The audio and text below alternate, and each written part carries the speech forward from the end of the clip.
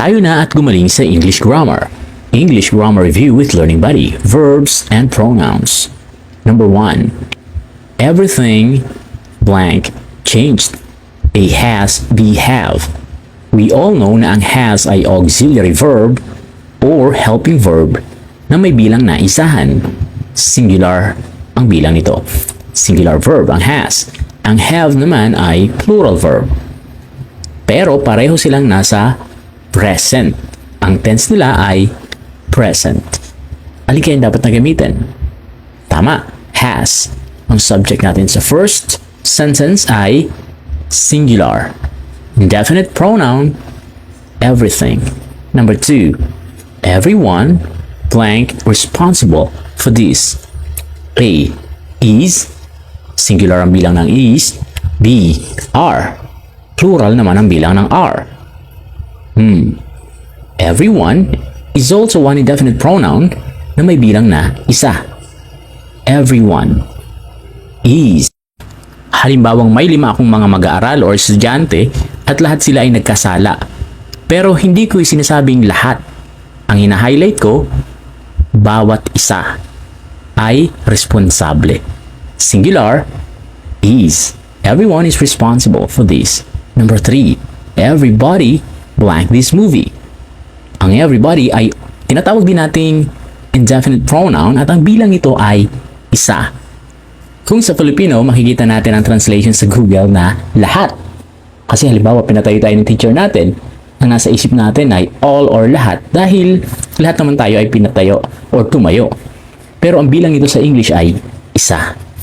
So, ang sasagot natin ay likes.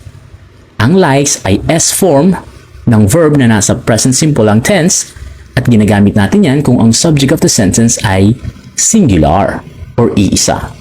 Kapag walang S, kung nasa base form, plural ang subject mo. Tandaan, kapag may S ang verb, ang subject mo nun ay isa lang. Kung walang S, ang subject mo nun ay higit sa isa. Present, simple ang ating tense. Number 4, nobody blank to be with you. Ang sakit. Alin kaya ang dapat nating gamiting verb? A, want, B, wants. Iisa lang ang nobody. Negative. Of, in, at, and to. Number 1, I'm interested. Grammar. In, grammar. I'm afraid. Snakes. Of snakes. I'm bad. Cooking. At cooking. I'm proud. My kids. Of my kids. I'm addicted to books. I'm good. Mathematics. I'm good at mathematics. I'm looking at her. How about number 8? I'm not interested. Physics. Prepositions in, on, and at. In is used for seasons, months, and years. On is used for days, while at is used for time. Summer is a season. Right, the answer is in.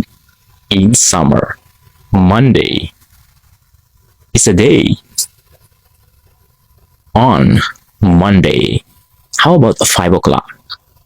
Specific time. Time, use at 5 o'clock. 2024. Year, use in 2024. How about number 5? September.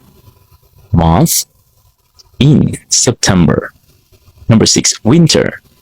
Season, use in winter. How about number 7? August 12, 1964.